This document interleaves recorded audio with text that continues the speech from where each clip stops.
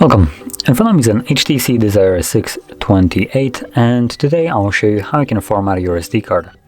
So to get started, you will want to navigate into your settings. From here, scroll down to Storage.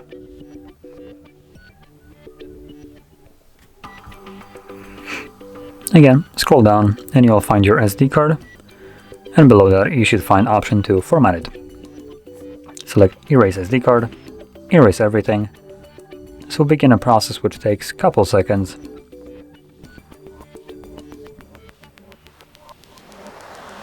And there we go.